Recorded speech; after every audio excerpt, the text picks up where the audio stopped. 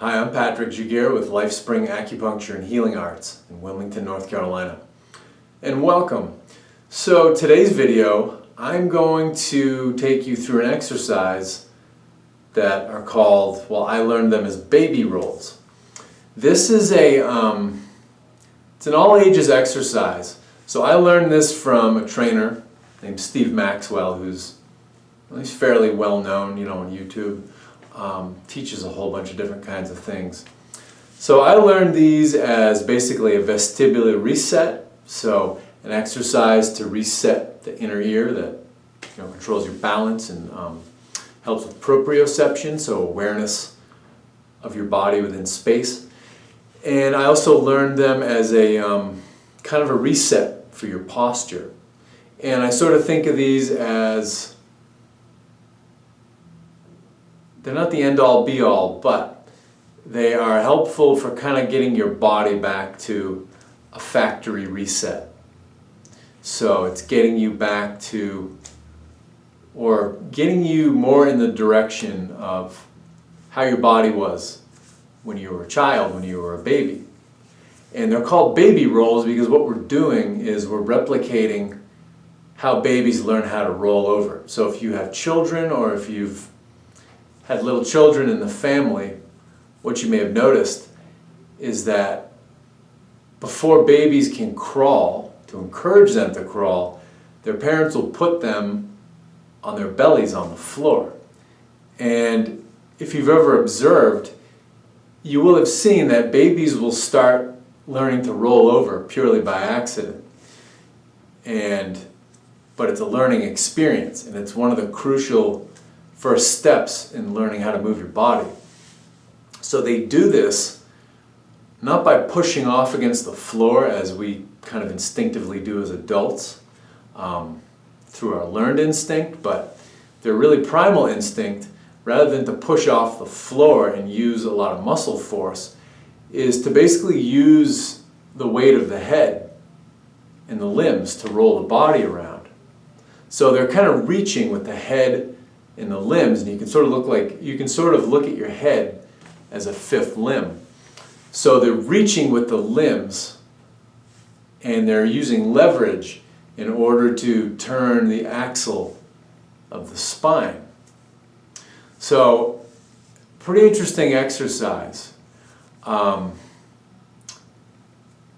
an interesting thing about the head, I mentioned how babies have these big heads in comparison to their body proportions. An interesting thing about the head is that the head leads the spine, and the spine dictates what the body does. So, and that's kind of a rule in like sports and martial arts and all that stuff. Wherever the head goes, the body goes. And wherever the vision goes, the head goes. So it's like a chain reaction. And we're going to use that in this exercise. So you've got vision, head movement, that's going to translate into spinal movement, and that spinal movement is going to move the whole body. So, yeah, a lot of really interesting things going on here with the vision, the nervous system, the spine, and the joints. So this not only helps reset the inner ear and the nervous system and improve your posture, but it also gets tension out of joints. And one thing it does is that it introduces circular motion, reintroduces circular motion to the joints. Especially as adults, everything we do is very linear. We sit, we drive, we walk, we run, we go to the gym. Yoga can be extremely linear. Weightlifting is totally linear. And linear motions compress the joints. Now, when you do circular motions and figure eights, which are two circles, those decompress the joints. And decompressing the joints is extremely crucial to avoid wear and tear. So, what we're going to do in this video, I'm going to show you a quick kind of a posture evaluation. You basically stand against the wall. Without putting really much conscious thought into it. You're going to get your heels, your sacrum, your shoulders, and your head against the wall. All that might not make contact at first, but you're going to test it in the beginning. Just stand up naturally, see which of those points can comfortably contact the wall, do the baby rolls, and then go to the wall again. That's the whole idea. So, next we're going to go to the wall. Okay, so find an empty spot on the wall. It can be tough sometimes with artwork and photos and decorations and everything, but find an empty spot on the wall wherever you can. And then, like I said, put your heels against the wall, your sacrum, so that's the lowest part of your back, and then your shoulders and your head. So I do a lot of this work. I get really good chiropractic work done, so it doesn't take me effort to do this. This is pretty much how I stand. Now, a lot of people, and when I first started doing this was definitely the case for me. I put my heels against the wall, the sacrum, shoulders were a struggle, and then my head was like, it was just not happening with the head. I was too bound up, especially through here, through the traps, the neck, upper back, all that stuff. So that's what this exercise is going to help with. So let's go to the floor now. Okay, so let's give these exercises a go. I'm going to show you 4 variations of this. The 4th variation will be a bit of a bonus. It can be a little more complicated. What I'm going to show you first, I'm going to show you the easiest, and it's going to get progressively more challenging. As you get better at these, you're going to find that the challenging ones are actually easier, but what I'm going to do is I'm going to show you the one with sort of the greatest mechanical advantages and the least moving parts. And then, we'll step it up from there. So, first one I'm going to show you is this exercise just using the weight and the leverage of your legs. This is really good for getting tension out of the neck, the shoulders, the mid-back. The next variation I'll show you is using the head and the arms alone. That's great for the hips and the low back. And then after that, we'll put it together. We'll use upper body and lower body. So we're going to be reaching with head, arms, and legs. And then the last variation will be head and spine alone. So let's give this a shot. So find a floor space where you can roll around comfortably. Not the widest angle on this camera, but that's what we got right now. So let's see, I'm going to go to the side. So, like I said, we're going to use the legs only. So you're going to keep your arms and legs on the ground like so. So relax the head and the arms. Now what we're going to do, so again, this focuses on getting tension out of the upper back, the neck, and the shoulders, and the mid-back. Then we're going to reach with the leg, like so.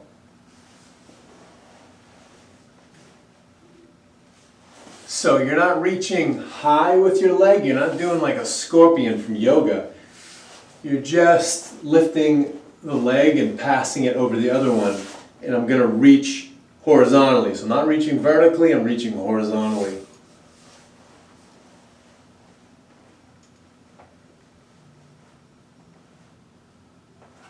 And as you do this, be patient, go slow, just reach and breathe. If you hold your breath, you're going to get stuck. You're going to block the roll.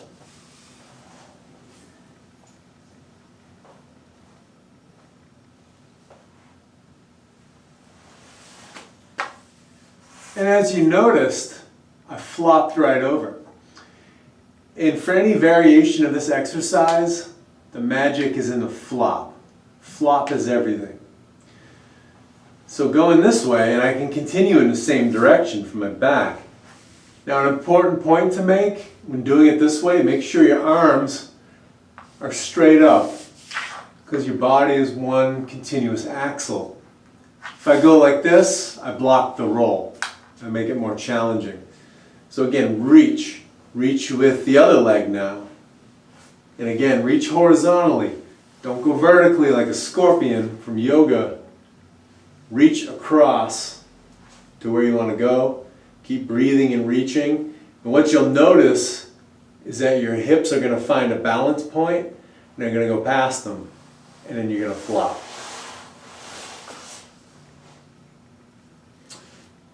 So not too bad. Let's go back the way we came. So we're going to reach with the other leg, reach horizontally, and reach far. So keep reaching, reaching, reaching till you flop over.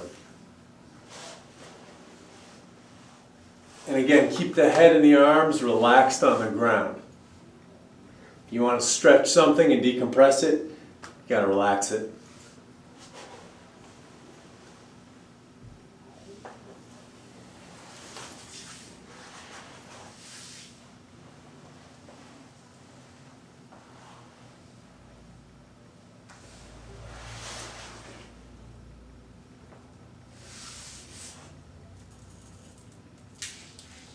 Oh, we got my mala beads getting tangled. Actually, yeah, that's better. So now we're going to do a different variation. We're going to do the variation that focuses on getting tension out of the hips and the low back, and even the mid back. So we're going to relax the legs, and we're going to reach, we're going to open the chest. It's almost like you're swimming. Open the chest, do a big, big arc. Reach with the hand, open your chest. And as you're opening the chest, we're going to start recruiting the vision. When we recruit the vision, you recruit the head and the whole spine. We're going to look where we want to go, but we're not going to look directly. We're going to look in a big arc. So I'm going to look up, up, and over. So to look right, I'm going to look left and go over the top. It's like a Zoolander turn, you know. Can't turn left. In this case, we can't turn right. We got to turn left. So, again, reach, open, and look. Keep reaching, breathing, patient. Relax the legs, and then you're going to flop over. Keep going in the same direction with the other arm. And make sure the arms are stretching up, because again, if you go out to the side, you block the roll. You want a nice, long, thin axle to turn on. So now, this arm's going to sweep. And now my head's going to look directly, because there's no big arc to do. So look directly where I want to go. Sweep that arm. Breathe, don't hold your breath, and you're going to flop. And then to go back where I started, again, I want to go left, but I can't look left. I got to look up. I got to look up and over. I got to open my chest. Breathe, breathe, breathe, and reach. Reach, reach, and then flop. The magic is in the flop. Again, arms straight up. Look where you want to go. Do a big, big arc. It's like you're swimming. Oh, I got a false start on that one. Here we go.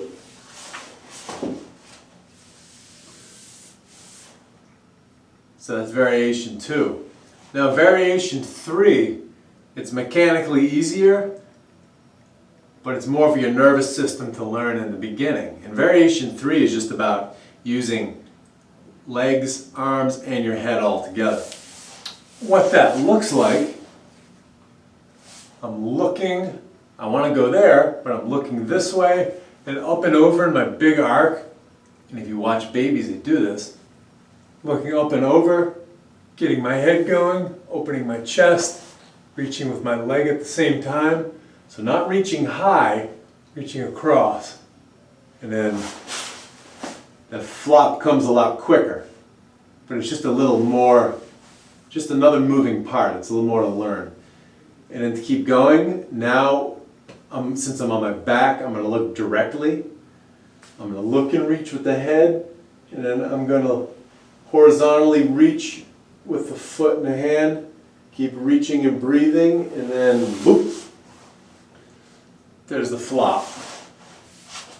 To go back, I want to go left, to my left, but I'm not going to look left, I'm going to look right, and up in an arc, I'm going to reach, do a big arc with my arm, reach with my toe, reach horizontal and long, and breathe, and there's my balance point. And now, since I'm on my back, I'm going to look direct. So on your belly, you look up in a big arc. On your back, you look direct. So again, I'm going to look where I want to go. My arm is going in a big arc. I'm reaching with my toe, my hand at the same time, and boop. And there it is. Now the last variation, spine only. I'm going to tuck my arms in here, bend my elbows. And what I'm going to do, if I want to go to my right, I'm going to look left, look up in a big arc, and just let the head take me. Be patient, breathe and reach. Now same thing this way. Since I'm on my back, I don't have to look in the big arc, I can look direct. Here we go.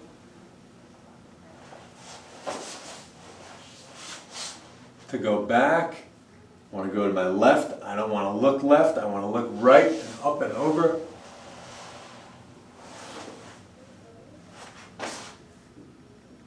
And then, since I'm on my back again, I can look direct and just reach with my head.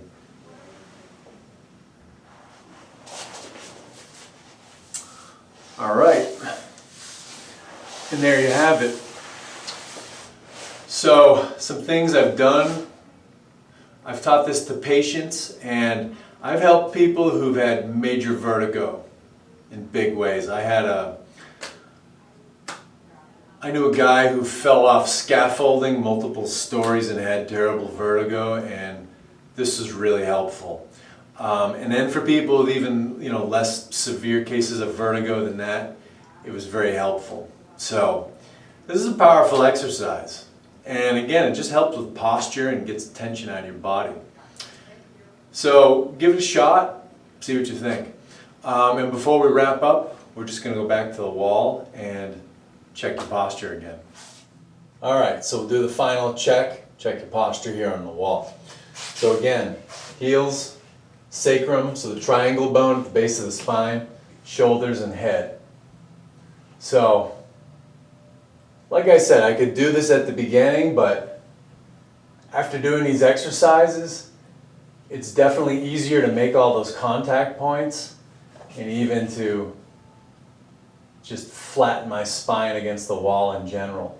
So, it's a great exercise, I highly recommend it. So try this out. If you have questions, feel free to get in touch in the comments, send me an email, whatever you want to do. Thanks for tuning in.